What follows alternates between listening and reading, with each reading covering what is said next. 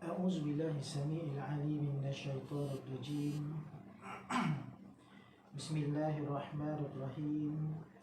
السلام عليكم ورحمة الله وبركاته. إن الحمد لله نحمده ونستعينه ونستهديه ونستغفره ونعوذ بالله من شرور أنفسنا ومن سيئات أعمالنا. من يهد الله فهو المهتد ومن يضلل فلن تجد له وليا مرشدا. ونشهد أن لا إله إلا الله وحده لا شريك له. ونشهد أن سيدنا محمدا عبده ورسوله. اللهم صل وسلم على سيدنا محمد وعلى آله وصحبه ومن تبعهم بإحسان إلى يوم الدين. قال سبحانك لا علم لنا إلا ما علمتنا إنك أنت العليم الحكيم. قال رب اشرح لي صدري ويسر لي أمري واحلل عقدة من لساني يفقه قولي. صدق الله العظيم. Sidang jemaah muslimin dan muslimat yang dirahmati Allah, mari sama-sama kita mulakan pertemuan kita pada malam yang mulia ini dengan bersama-sama kita membaca Ummul Kitab Al-Fatihah. A'udzu billahi minasy syaithanir rajim. Bismillahirrahmanirrahim. Alhamdulillahi rabbil alamin. الرحمن الرحيم مالك يوم الدين إياك نعبد وإياك نستعين اهدنا الصراط المستقيم صراط الذين أنعمت عليهم غير المغضوب عليهم ولا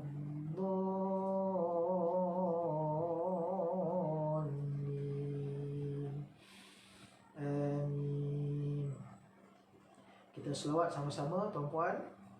Allahumma salli ala Sayyidina Muhammad. Allahumma salli alaihi wa sallim. Allahumma salli ala Sayyidina Muhammad. Allahumma salli alaihi wa sallim. Allahumma salli ala Sayyidina Muhammad. Allahumma salli alaihi wa sallim. Allahumma salli ala Sayyidina Muhammad. Allahumma salli alaihi wa sallim. Allahumma salli ala Sayyidina Muhammad. Allahumma salli alaihi wa sallim. Allahumma salli ala Sayyidina Muhammad. Allahumma salli alaihi wa sallim. Allahumma salli ala Sayyidina Muhammad. Allahumma salli alaihi wa sallim. Allahumma salli ala Sayyidina Muhammad. Ya Rabbi salli alaihi wa sallim.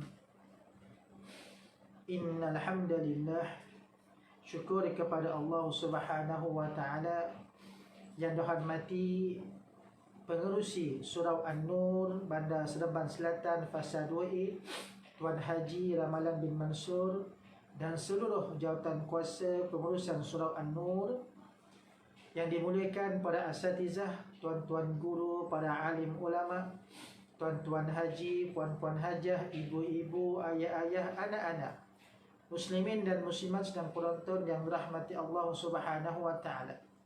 Dimanapun kita berada ketika dan waktu ini, saya mendoakan agar kita semua diberkati dan dirahmati Allah Subhanahu wa taala, dan kita memanjatkan setinggi-tinggi kesyukuran hanya kepada Allah Subhanahu wa taala. Pada malam ini sekali lagi Allah mengizinkan untuk kita bertemu dalam kuliah online, dalam kuliah di alam maya ini di bawah tajuk Tadabbur Al-Quran.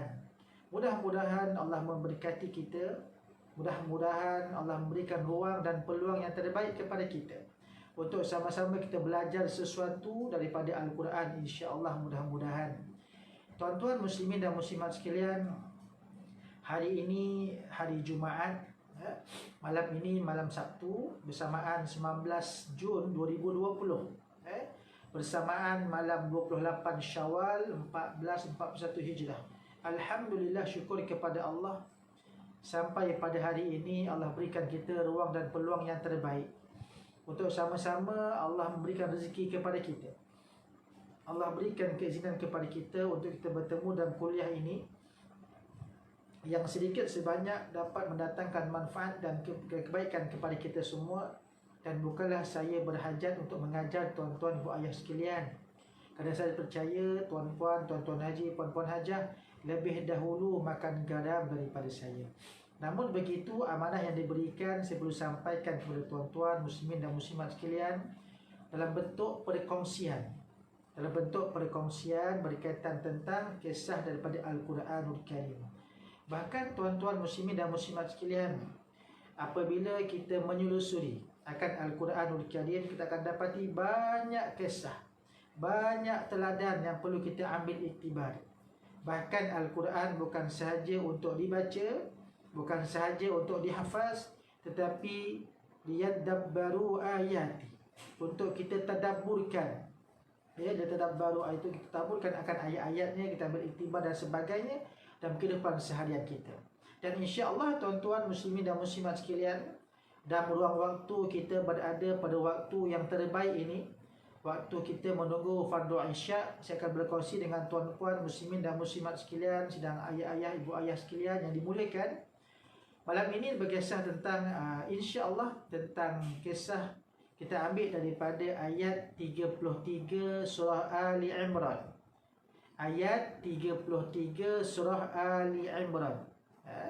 Ayat 33 surah Ali Imran. Bila buka Al-Quran tuan-tuan muslimin dan muslimat sekalian, bila buka Al-Quran pada muka surat 54. Buka Al-Quran muka surat 54 sebelah kiri, 6 daripada atas. 6 daripada atas.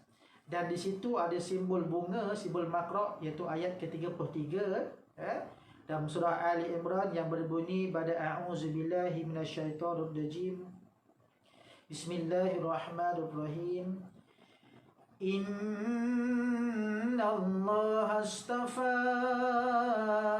Adam wa Nuha wa ala Ibrahim wa ala Imran ala alamin. Dan insya-Allah tuan-tuan muslimin dan muslimat sekalian, malam ini kita akan berkongsi berkaitan tentang ayat 33 ini. Dan kita mengambil satu kisah daripadanya. Kisah siapa? Kita lihat apakah ayat tersebut yang berbunyi Innallaha astafa. Inna tu taukid, yang bermaksud sesungguhnya. Sesungguhnya Allah Subhanahu wa taala istafa, telah memilih, telah mengangkat, telah, orang kata telah memuliakan, Mustafa telah memuliakan, dan sebagainya. Apa dia sebut ayat ini? Ada 4 manusia yang Allah sebut dalam ayat ini tuan-puan. Ada 4 manusia, yang 3 daripadanya merupakan golongan Nabi Allah Subhanahu wa taala, dan 1 golongan bukan Nabi dan juga bukan Rasul, tetapi Allah sebut dalam ayat ini tuan-puan. Jadi insya-Allah perkongsian kita berkaitan tentang manusia yang bukan Nabi ini yang Allah sebut dalam ayat ini. Apa dia? Yang pertama, sesungguhnya Allah telah memilih, telah memuliakan, telah mengangkat yang pertama Adam, iaitu Nabi Adam alaihissalam. Allah mengangkat Nabi Adam sebagai manusia yang pertama dijadikan, sebagai manusia yang pertama sekali dijadikan. Itu kemuliaan Adam alaihissalam. Bahkan tuan-tuan muslimin muslimat sekalian, Allah boleh pilih sesiapa saja. Allah sebut sebulan tu tak masalah, tapi Allah buat keputusan untuk menjadikan makhluk yang pertama sebagai manusia, iaitu Nabi Adam AS. Itu yang pertama. Kita kongsilah. Okay. Yang kedua, wa Nuha, dan juga Nuh. Allah mengangkat Nabi Nuh AS sebagai siapa? Kita lihat dalam surah dalam juzuk yang ke-6, dalam suratul Maidah, Allah menyatakan bahawa Nabi Nuh ini merupakan rasul yang pertama, iaitu rasul yang pertama. Tuan-puan muslimin dan muslimat sekalian, Nabi Adam sebagai manusia yang pertama Allah jadikan dan merupakan sebagai nabi yang pertama. Tetapi dalam suratul Nisa, Allah nyatakan dalam suratul Nisa, dalam ayat ke 163, Allah menyatakan Nuh, siapa dia? Allah mengangkat Nuh ini. Allah maklumkan kepada kita dalam Al-Quranul Karim bahawa Nabi Nuh merupakan rasul yang pertama Allah utuskan. Nabi Adam, Nabi. Okey. Artinya perbezaan Nabi dan Rasul apa dia? Artinya Nabi tak ada umat, Rasul ada umat. Itu beza dia. Nabi terima wahyu juga, tapi tak wajib disampaikan kepada umatnya. Sedangkan Rasul, dia terima wahyu dan dia wajib sampaikan wahyu tersebut kepada umatnya. Itu sebab dalam ayat tadi, Innallaha astafa Adam wa Nuha. Adam sebagai Nabi yang pertama dan sebagai manusia yang pertama Allah jadikan. Itu kemuliaan dia. Dan Allah mengangkat Nabi Nuh sebagai Rasul yang pertama. Dalil di mana? Dalam suratul Nisa ayat ke-163, dalam juzuk yang ke-6, lihat dalam buku surat 104, tu dalil dia. Okey. Baik. Alhamdulillah, surah An-Nur pun dapat surah jemaah bagi. Alhamdulillah, syukur kepada Allah SWT. Kalau tadi Tuan Haji Ramdan maklumkan awal, mungkin saya sampai dah ke surah An-Nur tu. Tapi Alhamdulillah tuan-puan. Alhamdulillah hari ini kita dah boleh dah surah jemaah. Dan saya pun tadi Alhamdulillah syukur kepada Allah, antara insan yang terpilih untuk tunaikan solat fardu Jumaat di masjid. Saya tunaikan tadi di Masjid Syekh Haji Ahmad. Alhamdulillah syukur kepada Allah SWT. Dan lagi cantik tuan-puan, bukan nak berbangga diri, tidak tuan-puan, walaupun datang agak lambat sedikit, tapi ada kelebihan sedikit, dapat berada di saf yang pertama, belakang imam. Alhamdulillah syukur kepada Allah Subhanahu Wa Taala tuan-puan. Baik, baik. Tadi berdua orang tersebut, Adam, yang kedua Nuh. Lihat dalam Al-Quran ayat ke-33 tu, dalam surah Ali Imran tu, Allah mengangkat itu sebagai Nabi Nuh, Nabi Nuh sebagai Rasul yang pertama. Okey, baik. Wa ala Ibrahim, dan ahli keluarga Ibrahim. Siapa Ibrahim? Nabi Allah Ibrahim. Allah mengangkat kemuliaannya. Okey, sebagai orang kata apa? Sebagai keturunan Nabi Muhammad SAW dan keturunan sebagainya. Itu antara Nabi. Dan bahkan Ibrahim juga sebagai Nabi Ulul Azmi. Okey. 3 orang ini, iaitu Nabi Adam, Nabi Nuh dan Nabi Ibrahim, kita boleh kata itu golongan Nabi, tak ada masalah. Golongan An-Nabiyyin, golongan yang terbaik, golongan yang dekat dengan Allah Subhanahu Wa Taala, yang martabat dia sangat dekat dengan Allah Subhanahu Wa Taala. Bahkan yang keempat kata Allah, wa ala Imran. Wa ala, ini menarik tuan-tuan. Wa ala Imran, dan ahli keluarga Imran. Tuan-tuan muslimin dan muslimat sekalian, dan ahli keluarga Imran kata Allah, alal alamin. Dan keempat-empat golongan ini, keempat-empat manusia ini, Nabi Adam, Nabi Nuh, Nabi Ibrahim, ahli keluarga Ibrahim dan keluarganya, Imran dan ahli keluarganya, alal alamin. Allah mengangkat kemuliaan mereka, kelebihan mereka ini melebihi umat yang hidup pada zaman tersebut. Tuan-tuan muslimin dan muslimat sekalian, bila sebut dalam Nabi Adam, Nabi Nuh, Nabi Ibrahim, kita boleh kata bolehlah golongan Nabi, betul lah berbeza dengan kita manusia. Tetapi kita lihat keluarga Imran. Imran, dia bukan seorang Nabi. Imran bukan seorang Rasul. Tetapi Allah mengangkat keluarga ini sebagai contoh yang terbaik untuk kita ikuti. Dia manusia biasa tuan-puan, sama seperti kita pada hari ini. Cuba kita lihat tuan-puan muslimin dan muslimat sekalian, kita lihat. Bahkan Allah mengangkat Imran ini dan juga keluarganya bukan semata-mata dan dinukilkan dalam Al-Quran, tidak. Tapi Allah mengangkat mereka ini sebagai satu nama surah. Nama surah. Artinya dalam surah Imran ini Allah mengangkat keluarga Ali Imran. Kena faham tu, bukan Al. Kalau Fatihah, Al-Fatihah. Al-Baqarah, surah Al-Baqarah. Al-Baqarah yang kedua. Yang ketiga, surah Al-Imran. Keempat, surah An-Nisa, ada An juga. Al-Ma'idah. Tetapi pada Imran disebut Ali Imran. Pada Ali Imran, artinya keluarga Imran. Perbezaan itu tuan-tuan. Dan juga sama dengan Ibrahim tidak, Ali Imran. Bahkan tuan-tuan muslimin dan muslimat sekalian, kena hati-hati, bukan sebut keluarga, bukan sebut surah Al-Imran, bukan, surah Ali Imran. Itu panjang. Dan Allah tak menggunakan kalimah usrah. Usrah pun keluarga juga, usrati, keluargaku. Tapi dengan nama ahli, bukan juga dengan ahli. Apa perbezaannya tuan-puan? Bila sebut dengan ahli ni, artinya daripada segi keluarga tersebut dan keturunannya dan seluruh yang hidup pada zaman itu, Allah berkati dia. Yang berkaitan dengan dia lah, yang berkaitan dengan kehidupan keluarga dan sebagainya. Contoh tuan-puan, lihat dalam surah Al-Baqarah dalam ayat ke-49. Allah nyatakan, wa idh najjaynakum min ali fir'auna yasumunakum su'al azab. Ali Fir'aun, ahli keluarga Imran ataupun ahli keluarga Fir'aun. Maksudnya ahli keluarga artinya pengikut dan sebagainya lah. Ketika itu Fir'aun, ada Haman dan juga ada Qarun. Bagaimana Allah selamatkan Nabi Musa AS daripada cengkaman mereka ini dengan kalimah ahli. Itu juga dengan Imran menggunakan ahli. Artinya Imran, keturunannya yang di bawah dan juga berserta dengan orang sekelilingnya yang berkaitan tentang keluarga tersebut. Itu sebab dalam surah ini disebut dengan surah Ali Imran, surah keluarga Imran. Artinya Imran, isterinya, anaknya, cucunya, keturunannya ke bawah, dan juga orang sekitarnya yang bersangkut paut dengan kehidupan Imran. Itu artinya Ali. Bukan gunakan usrah. Kalau kata usrati, dia akan sebut, kalau kata usrati keluarga, mesti dengan mak bapaknya, anaknya, itu yang hidup je lah. Itu keluarga usrati. Keluargaku, keluargaku, keluarga saya, masuk dengan mak ayah saya, mak mertua saya, isteri saya, anak-anak, situ saja. Tapi bila kata ali, keluarga, gunakan kalimah ali itu, ataupun alu, artinya ailah, keluarga artinya keturunan, di bawah dan sebagainya. Itu permulaan.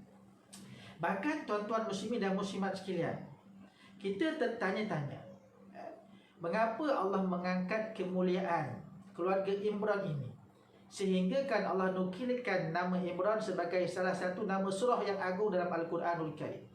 Dan surah Ali Imran yang mengandungi 200 ayat ini diturunkan di Madaniyah, tergolong dalam ayat Madaniyah, iaitu yang turun selepas hijratun Nabi SAW.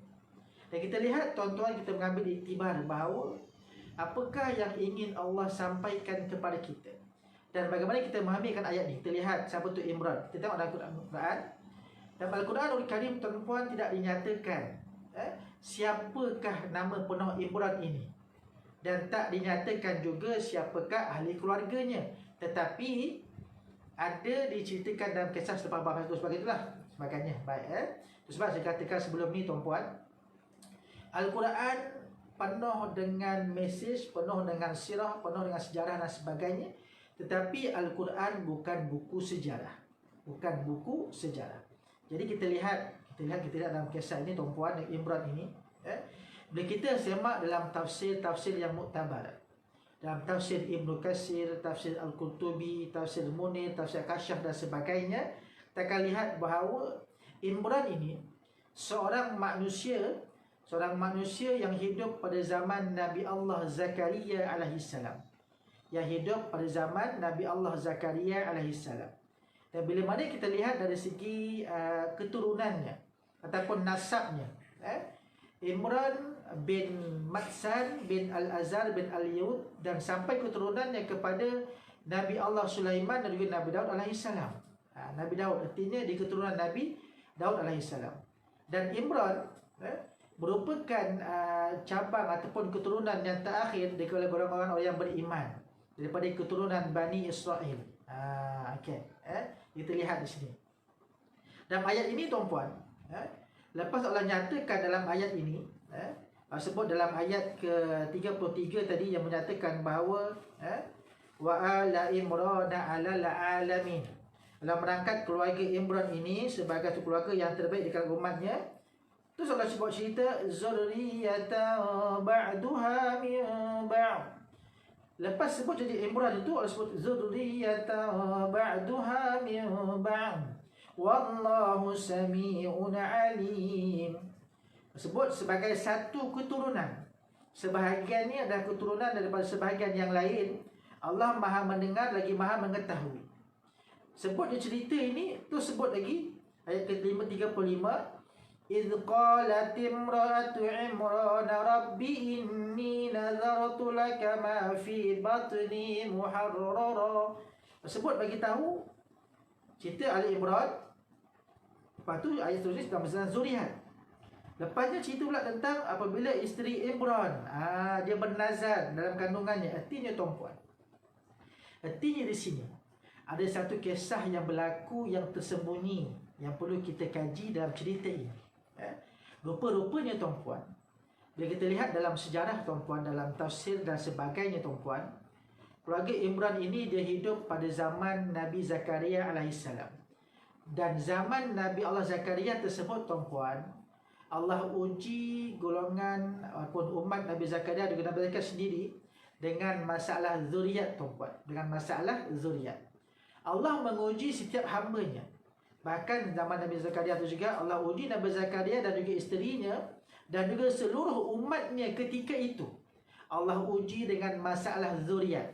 Masalah zuriat artinya tak mengandung lah tuan-puan, tak mengandung. Sebab tu tuan boleh lihat dalam surah Al-Imran pun ada, dalam awal surah Maryam pun ada, yang bercerita tentang Nabi Allah Zakaria mengeluh kepada Allah.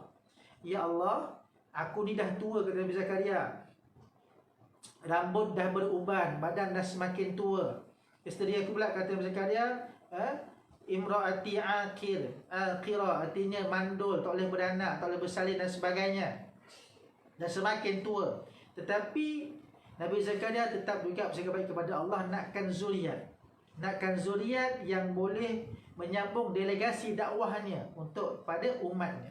Jadi kita lihat di sini tuan-puan, pada zaman tersebut, pada zaman Imran hidup dan juga zaman Zakaria hidup, mereka ada masalah dengan zuriat. Artinya satu kampung tidak ada zuriat. Mereka boleh kahwin tetapi tidak dapat anak. Okey. Dan jadikan kisah tuan-puan, Imran seorang manusia yang cukup taat kepada Allah Subhanahu Wa Taala. Bahkan dia mendidik isterinya juga taat kepada Allah Subhanahu Wa Taala. Walaupun mereka diuji dengan masalah zuriat, mereka hidup di Palestin ketika itu, tapi mereka bersangka baik kepada Allah, tetap juga berusaha dan sebagainya, dan ditakdirkan Allah. Ditakdirkan Allah. Imran dan juga isterinya. Siapa isterinya? Dalam Al-Quran tak disebut nama isterinya, hanya disebut dengan idh qalat imra'atu Imran. Dan apabila, ingatlah ketika isteri Imran. Siapakah isteri Imran? Dalam tafsir dinyatakan isteri Imran bernama Hannah. Hannah binti Faqudah. Hannah binti Faqudah. Artinya Imran berkahwin dengan Hannah. Berkahwin dengan Hannah. Dan Imran mendidik isterinya untuk taat kepada Allah Subhanahu Wa Taala, untuk dekatkan diri kepada Allah Subhanahu Wa Taala. Dan bagaimana mereka ini hidup dalam zaman tersebut yang diuji dengan masalah zuriat, tetapi keluarga mereka dapat zuriat. Jadi kita belajar sesuatu di hujung nanti, insya-Allah, mudah-mudahan. Dan tuan-tuan muslimin dan muslimat sekalian, dan bila mana dinyatakan ayat tadi, idh qalat imra'atu Imran rabbi inni nazartu laka ma fi batni muharrara. Kata isteri Imran, ya Tuhanku, rabbi inni, sesungguhnya aku menazarkan kepada engkau anak dalam kandunganku ini akan menjadi hamba yang soleh. Muharrara, bukan saja soleh tapi yang dapat berkhidmat. Berkhidmat di mana? Di Baitul Maqdis, untuk menjaga Baitul Maqdis. Fataqabbal minni, maka kata Allah, maka kata kata Allah SWT, fataqabbal minni, maka terimalah ataupun terimalah. Allah pun terima nazar isteri Imran ni tadi, Hannah ni tadi.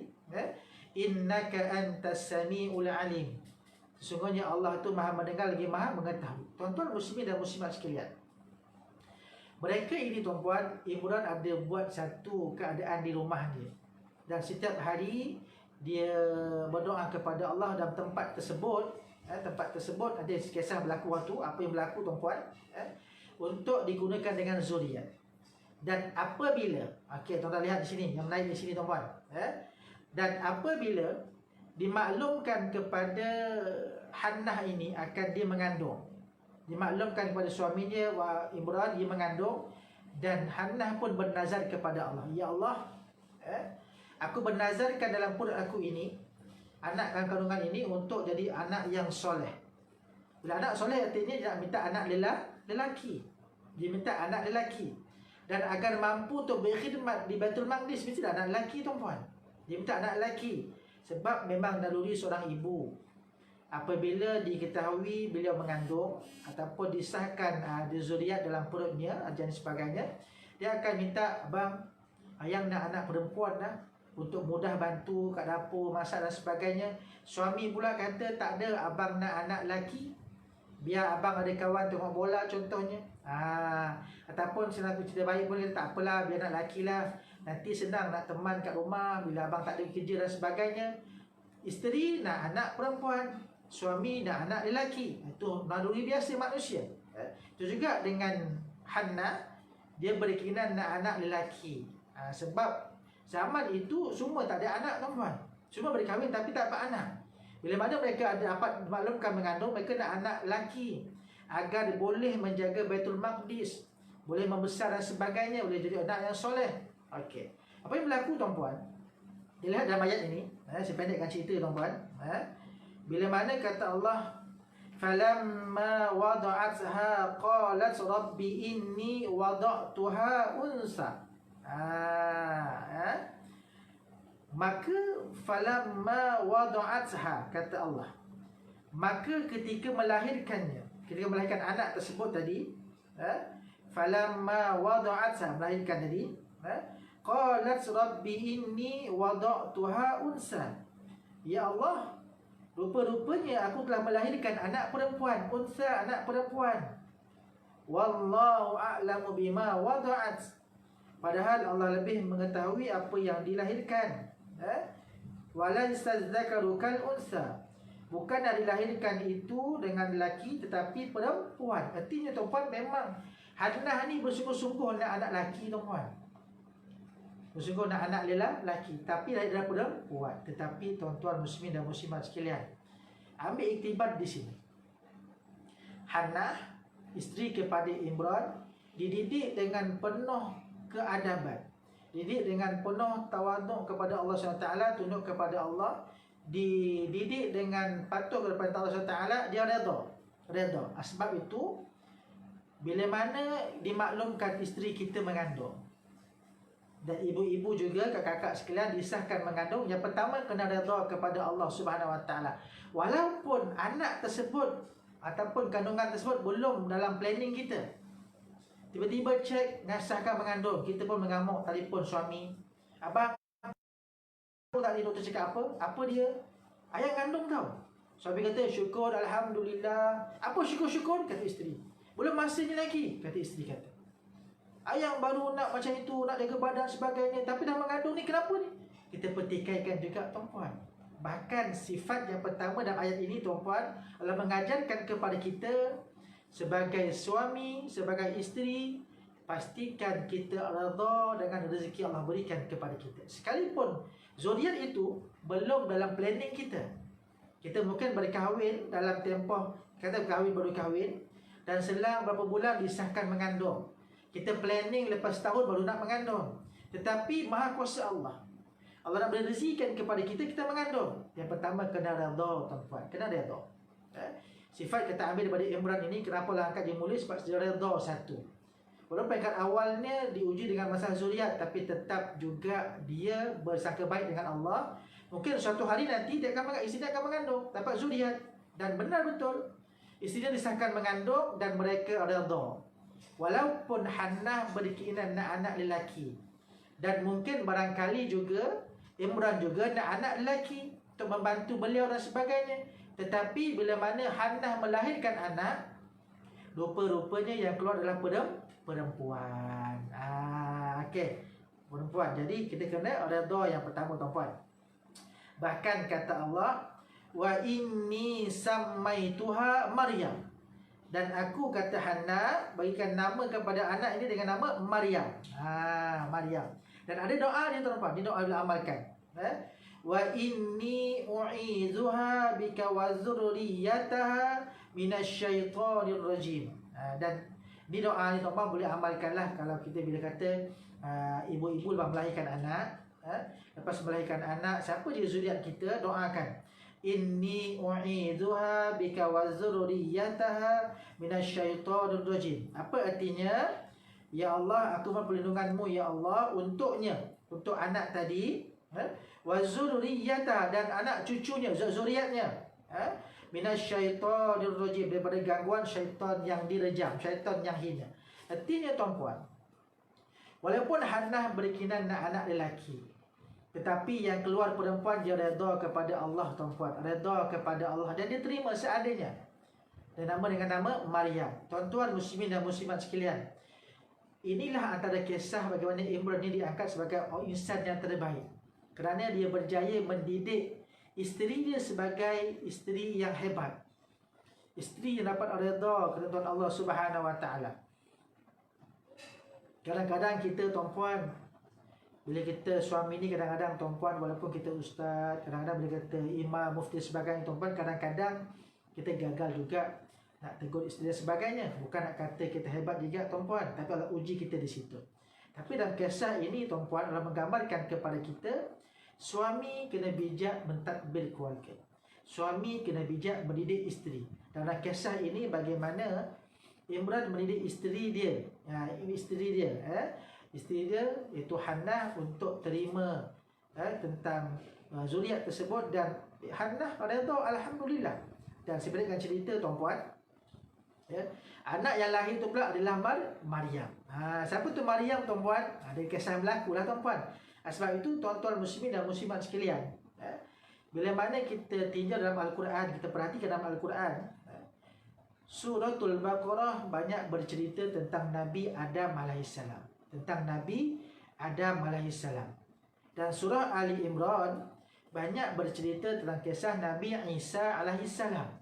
Nabi Isa, kita lihat apakah persamaan di antara Nabi Isa dan Nabi Adam. Persamaan ni, tuan-puan, Nabi Adam dan Nabi Isa dijadikan bukan mengikut proses kejadian manusia yang sebenar. Ulang kembali, Suratul Baqarah banyak bercerita tentang Nabi Adam AS.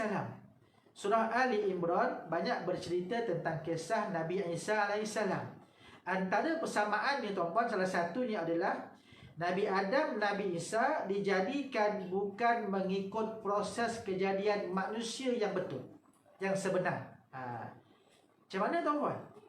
Bukankah manusia dijadikan dalam rahim perut ibu, dalam perut ibu ni, bisa ada bapa, bisa ada mak, kan? Bila mereka bersama dapat zuriat dalam perut ibu ni selama 4 bulan dan sebagainya. Tetapi terlihat Nabi Adam AS, dia tidak berbapa, tidak beribu, dilahirkan daripada tanah. Nabi Isa pula persamaannya dilahirkan tanpa bapa, tapi daripada seorang ibu. Tapi kedudukan Nabi ibu itu juga dalam perut Maryam, dikabarkan, tuan-puan, tidak lama seperti biasa, bukan 9 bulan, tuan-puan, tapi awal lagi. Itu artinya kehebatan, kebersamaannya Adam dengan Nabi Isa adalah mereka dijadikan daripada proses yang bukan proses sebenar kejadian manusia. Sebab tu, tuan-tuan muslimin dan muslimat sekalian, artinya Nabi Isa daripada Maryam. Maryam anak kepada Imran dan juga Hannah. Sebab itu dipanggil dengan ahli Imran, ahli keluarga Imran. Artinya bermula daripada Imran lah dia mendidik isterinya dan diajarkan isterinya kebaikan dan sebagainya. Bila mana mereka digunakan dengan zuriat, mereka didik juga Maryam dengan kehidupan yang sangat dahsyat, tuan-puan. Sampaikan Maryam lahir sebagai insan, sebagai manusia lebih hebat berbanding mak dia Hannah. Hannah hebat dah, tuan-puan. Dia ikut suami dia redha dengan suami dia, dapat anak perempuan pun dia redha, alhamdulillah. Dia tak kata ni perempuan tak jadilah nak nazar, tak jadilah, tak ada tuan-puan. Walaupun anak dia perempuan tuan-puan, tetap juga diserahkan ke Baitul Maqdis untuk jaga dan sebagainya, untuk jaga Baitul Maqdis. Di situ ada kisah lah tuan-puan, ada kisah yang berlaku bagaimana Maryam ini dijaga oleh Nabi Zakaria alaihissalam.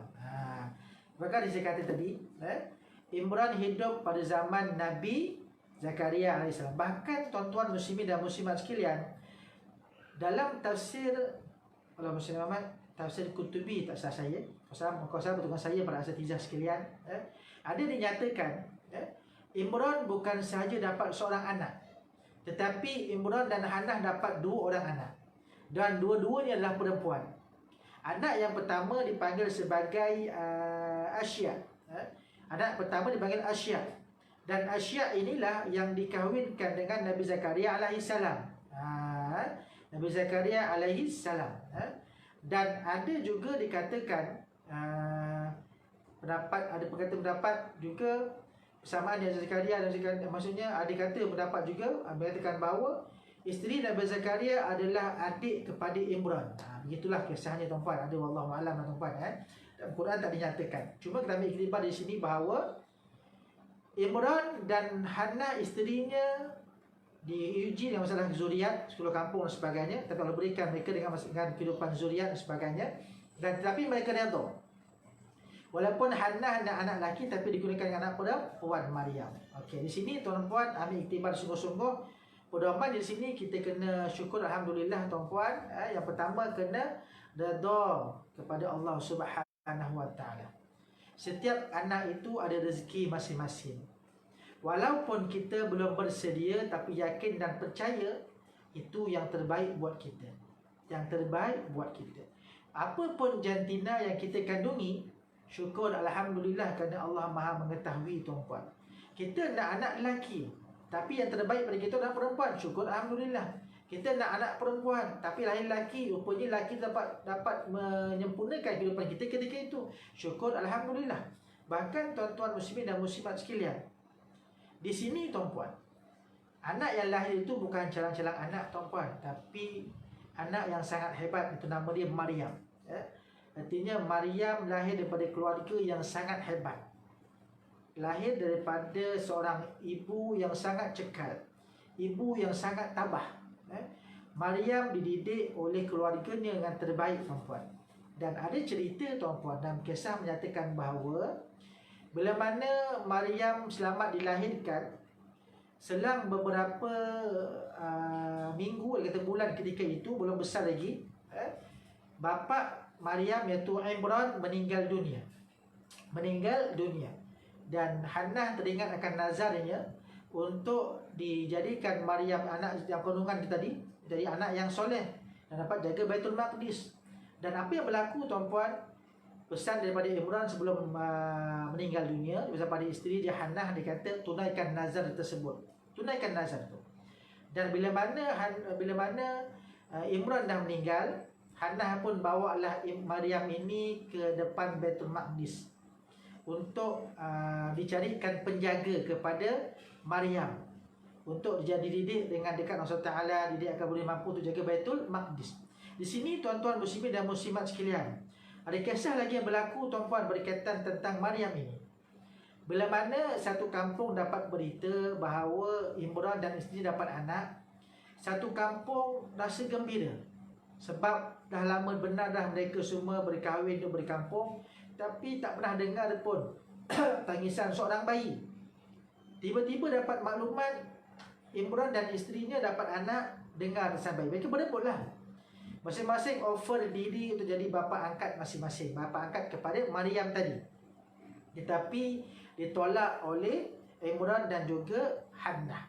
Sampai satu ketika bila Imran dah meninggal dunia, Hannah pun tak mampu untuk didik seorang-seorang.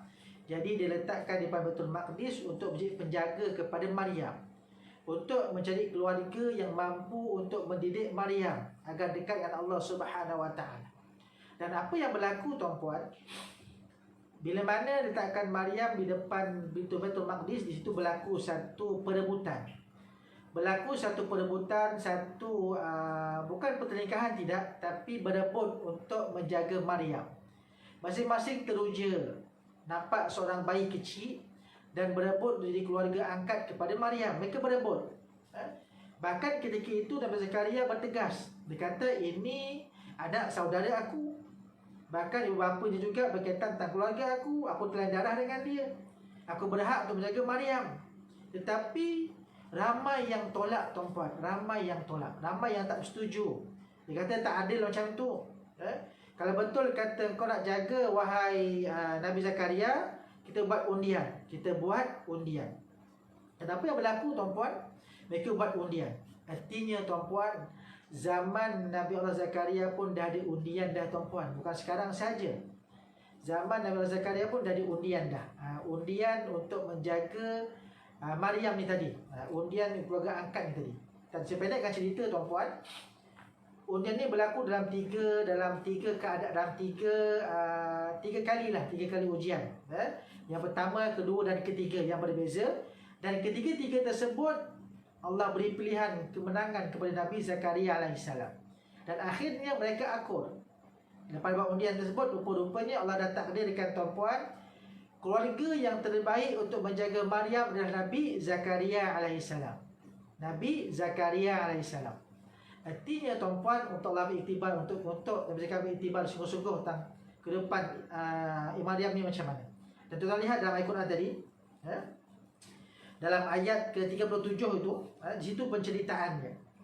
Bagaimana Nabi Zakaria juga yang diuji dengan masalah zuriat, yang semakin tua, dah beruban, isteri pula mandul, tapi teringin nak ada anak. Dan kita lihat ayat 37 itu, bagaimana Nabi Zakaria belajar sesuatu dengan Maryam AS. Dan Maryam masih kecil lagi, tuan-puan. Masih kecil lagi. Apa dia belajar? Kita lihat itu. Fataqabbalaha rabbuha biqabulin hasan. Tu ayat dia. Fataqabbalaha. Maka dia menerimanya dengan penerimaan yang baik. Artinya, tuan-puan, Imran dan juga Hannah ini berdoa kepada Allah untuk mendidik anak dia Maryam dalam keadaan yang terbaik. Bahkan kata Allah, wa ambataha nabatan hasana. Bahkan dia membesar juga dengan didikan yang baik. Wa kaffalaha Zakaria. Dan ditakdirkan dah diserahkan penjagaan, pemeliharaan yang disebut kepada Nabi Allah Zakaria AS untuk mendidik dia. Artinya untuk dekat dengan Allah Subhanahu Wa Taala. Dia tahu, tuan-puan, Imran bukan seorang nabi, bukan seorang rasul. Hannah juga bukan masih juga manusia biasa, dan mereka nakkan keluarga yang terbaik. Dan ketika mereka nampak Nabi Allah lah yang terbaik. Dan diberikan atau takdirkan, tuan-tuan, yang menjaga Maryam adalah Zakaria AS isteri. Dan apa berlaku, tuan-puan? Bila mana Nabi Allah Zakaria menjaga Maryam, yang berlaku, kullama dakhala 'alaiha Zakaria al-mihrab wajada indaha rizqa. Okey. Dan setiap kali Zakaria masuk ke dalam menemui mihrab, artinya kamar khusus ibadah yang berada dalam bilik Maryam itu tadi, dia akan dapati adanya rizqa, adanya makanan buah-buahan. Dalam tafsir kata, setiap kali bila Zakaria jenguk Maryam dalam bilik dia nampak dekat tepi mihrab tu ada makanan. Maksud dia ada makanan. Dan makanan tu pula, tuan-tuan, pelik. Kalau dekat luar musim sejuk, makanan tu makanan musim panas.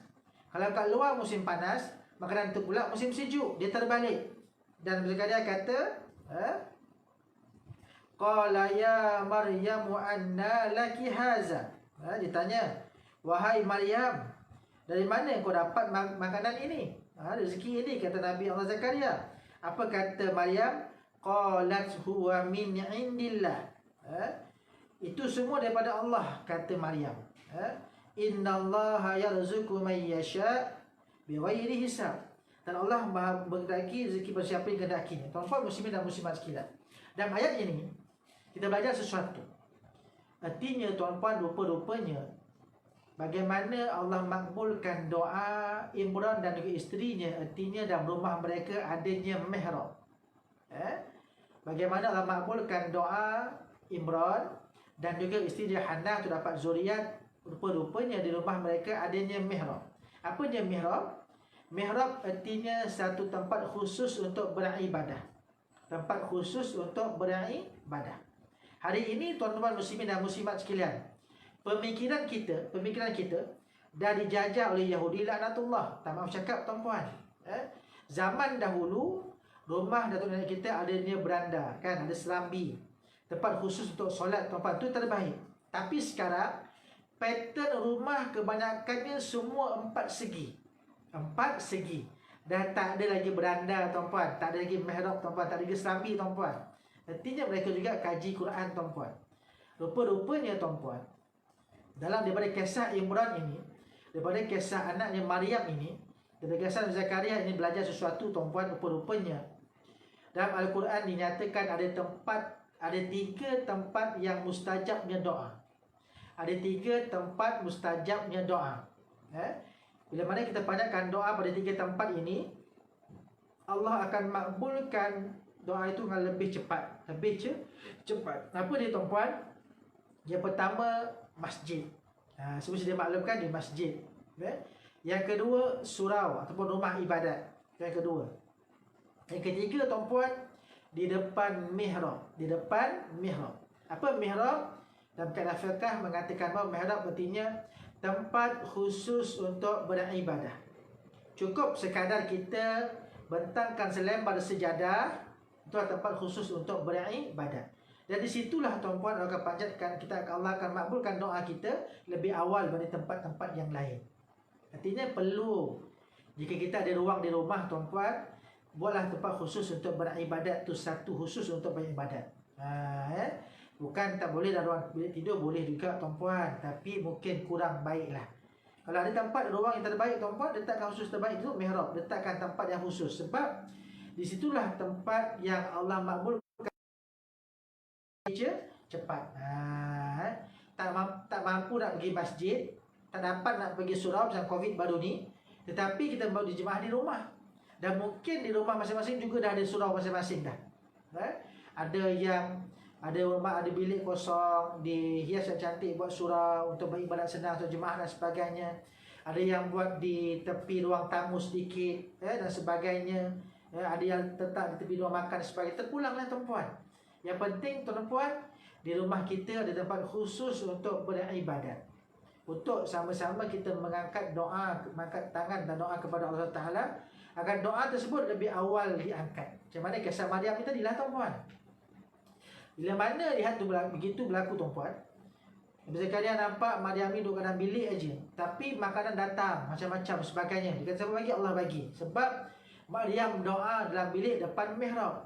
Dan di situlah tuan-puan dia lihat, saya pendekkan cerita tuan-puan terus lagi. Di alam surah Ali Imran ayat 38 dan juga 39, Allah gambarkan kepada kita Nabi Zakaria pun panjatkan doa kepada Allah. Doa ketika bila? Doa di dalam solatnya depan mihrab. Dan di situlah tuan-puan barulah doa Nabi Zakaria diterima oleh Allah SWT. Sebelum ni Nabi Zakaria doa juga kepada Allah, mohon juga kepada Allah dan zuriat dan sebagainya, tapi Allah tak makbulkan tuan-puan. Allah tahan-tahan dulu. Tetapi bila mana dalam kisah ini Nabi Zakaria belajar dengan Maryam, berdoa depan mihrab, Allah terus makbulkan tuan-tuan.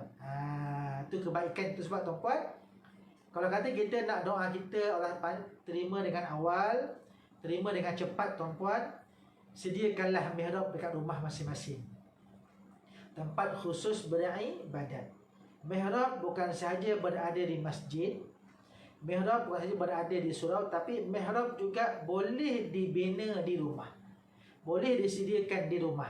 Dan kaedah fiqh tuan-tuan, mihrab artinya tempat khusus untuk beribadah. Sekurang-kurangnya kita bentangkan selebar sejadah, dan di situlah kita solat, kita baca Quran, tahajud dan sebagainya, agar Allah terima doa kita dan mengangkat doa kita lebih awal. Cepat tu dia sampaikan, makbulkan kepada kita, insya-Allah tuan-tuan. Itu kisah. Sebab apa tuan-tuan? Nabi Zakaria dah semakin tua, dah beruban, isteri pula mandul tuan-puan, tetapi Dia tetap berdoa kepada Allah, dan doa tu pula dipanjatkan depan mihrab, tuan-tuan. Allah makbulkan doa tu, tuan-tuan. Allahu Akbar. Artinya tuan-tuan, sebelum ni dia doa juga, tapi bukan depan mihrab, bukan tempat lain. Tapi depan mihrab, tuan-tuan, artinya dapat keadaan yang sangat dahsyat. Apa doa dia, tuan-tuan? Doa Nabi Zakaria ayat ke-38 tu, hunalika da'a Zakaria rabbah qala rabbi hab li min ladunka dzurriyyatan thayyibah innaka sami'ud du'a. Itu doa dia. Dan dalil yang mengatakan bahawa Allah terima doa tersebut ayat 39. Fanadathul malaikah. Selesai doa tu, datang malaikat untuk bawa berita gembira. Dan berita tersebut pula, tuan-tuan, kata Allah, wa huwa qa'imun yusalli fil mihrab. Ketika Nabi Zakaria sedang qaim, sedang berdiri, yusalli, mereka solat kat mana? Fil mihrab, depan mihrab. Artinya, tuan-puan, lepas dia belajar dengan Maryam, yang duduk dalam bilik ada mihrab, tuan-tuan, dan dalam mihrab tu ada makanan sebagainya. Artinya Allah makbulkan doa tu lebih cepat. Dan dia pun bina mihrab, dan dia berdoa depan mihrab, minta ada zuriat. Dan ketika tengah berdiri, tuan-tuan, selesai dia berdoa, malaikat turun, wahai Zakaria, aku kabarkan berita gembira untuk engkau, isteri kau akan mengandung, kata malaikat. Ketika bila wahuwa qaim, sedang berdiri, yusolli, dalam solat di depan mihrab. Artinya, tuan-puan, ada kisah di sini, ada iktibar di sini. Satu, tuan-puan, yang pertama, binalah mihrab di rumah kita masing-masing. Cuba buat. Ada bilik lebih, khususkan itu untuk solat. Kalau tak ada ruang tamu pun boleh, bagikan di tempat khusus untuk solat. Okey. Yang kedua, tuan-puan, dalam solat juga rupa-rupanya antara tempat ataupun keadaan yang awal doa diangkat adalah ketika qiyam, wa huwa qaimun, ketika qiyam, berdiri itu. Sebab itu Allah ajarkan kepada kita, dalam setiap rakaat kita perlu membaca suratul Fatihah. Kenapa? Kerana di situ ada doa kita kepada Allah Subhanahu wa taala. Ihdinas siratal mustaqim, pimpinlah kami ya Allah ke jalan yang lurus, jalan yang benar. Itu doa ni setidak-tidaknya, tuan-puan. Kalau bukan suratul Fatihah, tuan-puan, tak ada doa dah, tuan-puan. Mungkin macam lain dan sebagainya, tapi suratul Fatihah, doa dah siap-siap dikarang dah oleh Allah SWT. Dah siap-siap ada dah. Tinggal kita baca sahaja. Tetapi bila mana bacaan kita kurang baik ataupun tidak menepati bacaan yang betul, tanpa penghayatan, tuan-puan, macam mana Allah nak dengar, tuan-puan? Sebab tu penting kepada kita untuk kita perbaiki bacaan Fatihah kita. Sekurang-kurangnya dapatkan bacaan secara bersanad dalam suratul Fatihah, dan cuba fahami apa yang kita baca. Kerana tempat berdirilah, tuan-puan, tempat qiyam itulah, itu merupakan tempat ataupun keadaan solat, situasi yang doa kita lebih mustajab. Dapat satu, tuan-puan, dapat ya, insyaAllah, mudah-mudahan ada kisah Imran ini, tuan-puan. Bagaimana Imran rahsianya dia mendidik anak dan isterinya sebagai insan yang terbaik. Dia didik isteri dia untuk berlaku redha dan kandungan tersebut. Dan Imran dan juga Hannah didik anak dia Maryam untuk dekat dengan Allah Subhanahu wa taala. Dibinakan mihrab di depan dalam biliknya. Artinya, tuan-puan, kita sebagai ibu dan bapa perlu mendidik anak-anak kita agar dekat dengan Allah Subhanahu wa taala. Kenalkan mereka dengan Allah terlebih dahulu. Bukan kenalkan mereka dengan gadget, bukan kenalkan dengan kartun, bukan dia, tapi kenalkan mereka dengan Allah Subhanahu wa taala. Bagaimana? Tunjukkan contoh kita kepada mereka. Mereka nampak kita solat, mereka nampak kita solat berjamaah, mereka nampak kita baca Quran, dia akan tanya, kenapa nak solat? Kenapa nak baca Quran? Kenapa nak itu, ini dan sebagainya? Itu artinya kita dekat dengan Allah SWT. Bila itu, anak-anak akan kenal, tuan-tuan. Ni tak kadang-kadang, tuan-tuan, kita nak anak yang soleh, nak anak yang baik. Tetapi ayah lihat untuk solat, emak pula mungkin payah nak solat dan sebagainya. Baca Quran apatah lagi. Sebab itu, tuan-puan, Allah mengangkat keluarga Imran ini sebagai contoh keluarga yang terbaik. Bagaimana ayah mendidik suami, didik isteri dia. Dan mereka suami isteri, ibu ayah mendidik anak dia bagaimana untuk dekat dengan Allah Subhanahu Wa Taala. Diajarkan kepada Maryam kehidupan keluarga yang terbaik. Dan bagaimana Maryam dapat lahirkan nanti anak lagi, anak yang hebat itu Nabi Isa AS. Itu kisah akan datanglah insya-Allah, mudah-mudahan tuan-puan. Itu yang pertama.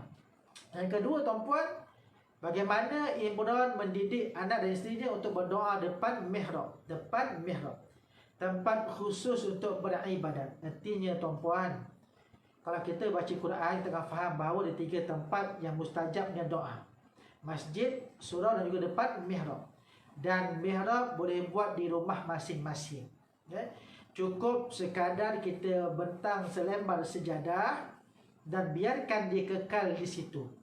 Tempat khusus untuk kita solat, beribadat kepada Allah. Tempat khusus untuk berdoa kepada Allah. Tempat khusus untuk baca Quran kepada Allah SWT, tuan-puan. Itu kan lebih baik, lebih afdal, tuan-puan. Lebih afdal.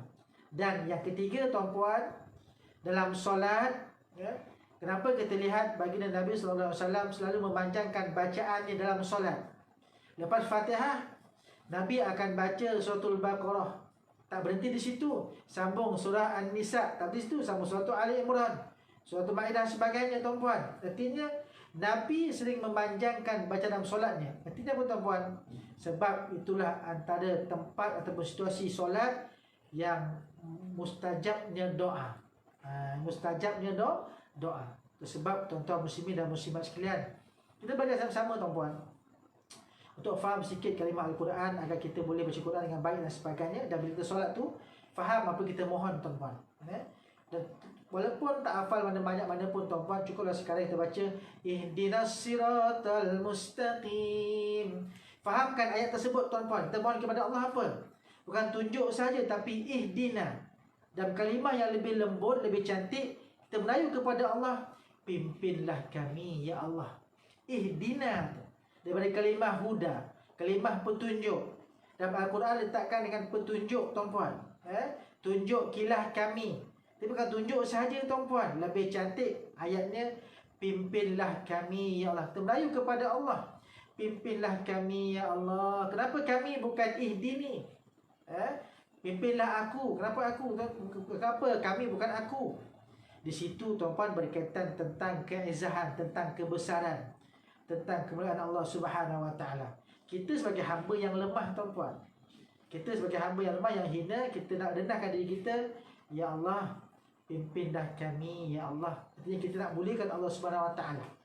Kita meraih kepada pimpinlah kami ya Allah ke jalan yang lurus, jalan yang benar. Ihdinas siratal mustaqim. Sebab itu, tuan-tuan muslimin dan muslimat sekalian, kisah Imran ni sangat cantik untuk kita kaji, tuan-puan. Sebab berkaitan tentang keluarga dan juga isteri yang dapat mendidik anaknya Maryam. Dan kisah Maryam, dan kadang-kadang belajar dengan Maryam dan sebagainya. Sebab itu, tuan-tuan muslimin dan muslimat sekalian, Allah letakkan nama Imran ni sebagai satu surah. Surah keluarga Imran.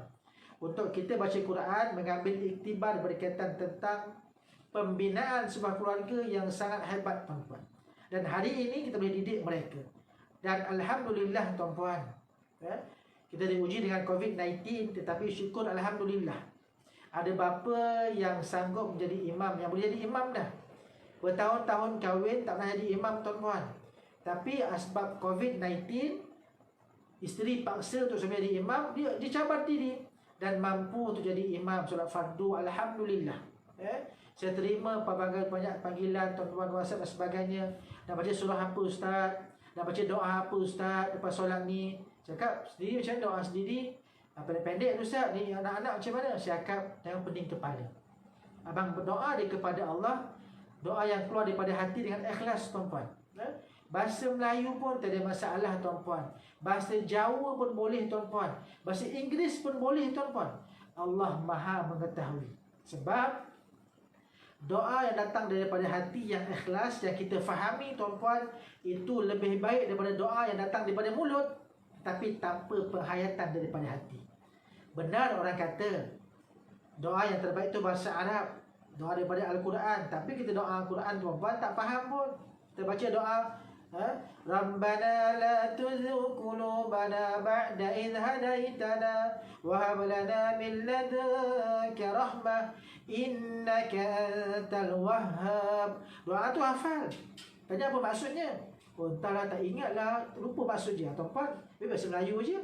Mohon kepada Allah. Dan adab berdoa pun ada adab juga, tuan-puan. InsyaAllah kita kongsi akan datang, insyaAllah, mudah-mudahan. Sebab nak mohon kepada Allah pun ada adabnya, tuan-puan. Ada keadaan doa dan sebagainya. Ada adab doa, bagaimana doa kepada Allah, bukan tu sembrono, tuan-puan. Ada yang diajarkan dalam Al-Quran juga. Itu sebab tuan-tuan muslimin dan muslimat sekalian, saya cuba insya-Allah untuk berkongsi dalam satu minggu sebelum berkaitan tentang iktibar daripada Al-Quran. Dan malam ini kita berkongsi dengan kisah Imran. Ambil iktibar ini pertama, tuan-puan. Imran didik isterinya untuk redha dengan kandungan tersebut. Dan bukan sahaja dia, tapi suami pun redha dengan kandungan tersebut. Sama ada kandungan tersebut kita terima ke tak terima, tuan-puan, bersedia ke tak bersedia, tuan-puan. Dan anak lain juga kena redha kepada Allah SWT. Bila redha, tuan-puan, insya-Allah dapat melahirkan zuriat yang terbaik. Pokok pangkalnya, suami kena redha, isteri kena redha dan didik dengan baik. Dan kedua, tuan-puan, suami bertanggungjawab untuk mendidik isterinya dan juga anak-anaknya. Bukan pentingkan diri sendiri, tuan-puan. Bila mana isteri dan juga anak-anak tak terdidik, tuan-puan, orang pertama akan dibertanggungjawab adalah suami. Kullukum ra'in. Suami akan dibertanggungjawabkan. Akan tanya, wahai si fulan bin si fulan, itu isteri kau ke? Ya. Kenapa kau tak didik dia ke arah kebaikan? Kenapa kau abaikan dia? Itu anak kau, kenapa kau abaikan dia? Itu sebab seorang suami perlu persiapkan diri dengan elemen-elemen keagamaan, dengan ilmu-ilmu yang berkaitan, agar mampu untuk didik isteri dan juga anak-anak untuk dekat dengan Allah Subhanahu Wa Taala. Paling tidak, tuan-puan, ajak mereka mengaji bersama. Amaran untuk wahai ayah-ayah sekalian, amaran untuk tuan-tuan haji, abang-abang, teruna-teruna yang bakal kahwin dan sebagainya. Persiapkan diri anda untuk jadi seorang lelaki, seorang ayah, seorang suami yang terbaik untuk didik anak dan juga isteri kamu. Itu kena hati-hati, tuan-puan. Kadang-kadang ada suami kata, tak apalah, tak payahlah, tuan-puan, tak payahlah, pandai sendirilah. Tuan-puan, ini kisah Imran. Bagaimana rahsia jadi anak isterinya, dia kena jadi isteri yang terbaik. Yang ketiga, tuan-puan, cubalah bina di rumah, buat mihrab, tempat khusus untuk solat, tempat beribadat. Dan panjangkan doa ketika berdiri qiyam tu. Paling tidak pun, tuan-puan, tak panjang pun tak apa. Setidak-tidaknya hayatilah ayat yang kita baca, ihdinas siratal mustaqim, sedalam-dalam, agar Allah sudi untuk memimpin kita semua jadi insan yang terbaik. Jadi saya rasa, tuan-puan, cukuplah kongsi pada malam ini. Terkesan dengan kisah Imran, mudah-mudahan berkati kita, insya-Allah. Jadi kita jumpa lagi akan datang, insya-Allah, tuan-puan, untuk kita hati sebagainya. Saya ringkaskan cerita ni, tuan-puan, sebab kadang-kadang kita singkat dan sebagainya. Ikut panjang, tuan-puan, panjang lagi cerita ni sebenarnya. Berlaku kesempatan, tapi setidak-tidaknya bila tuan-puan dengan kisah ini ambil iktibar sungguh-sungguh dan cuba fahami tentang peranan suami, peranan isteri, yang pentingnya redha kepada Allah, syukur kepada Allah, dan didiklah anak isteri dalam keadaan yang terbaik. Artinya didik isteri dan juga anak untuk dekat dengan Allah Subhanahu Wa Taala, itu yang paling penting. Jadi saya rasa, tuan-puan, cukuplah perkongsian pada malam ni. Kita jumpa yang akan datang, insya-Allah, tuan-puan. Dan mohon maaf dan sebagainya. Setiap kelemahan itu tak daripada saya, tuan-puan. Kalau kata kebaikan itu datang daripada Allah Subhanahu Wa Taala. Dan mohon maaf kesilapan dan sebagainya. Terima kasih kepada pihak surau atas kebenaran untuk kita berkuliah pada malam ini. Ada rezeki, kita jumpa lagi akan datang, insya-Allah. Saya sudahi dengan aqulu qouli hadza wa astaghfirullahalazim wa lakum. Wassalamualaikum warahmatullahi wabarakatuh. Kita tangguhkan dengan tasbih kafarah dan suratul Asr. Bismillahirrahmanirrahim. Subhanakallahumma wa bihamdika asyhadu an la ilaha illa anta astaghfiruka wa atubu ilaik. Bismillahirrahmanirrahim. Wal 'asri innal insana lafi khusr illa alladhina amanu wa 'amilus solihat wa tawasaw bil haqqi wa tawasaw bis sabr. Sekian aqulu qouli hadza. Wassalamualaikum warahmatullahi wabarakatuh. Bye bye. Jumpa lagi.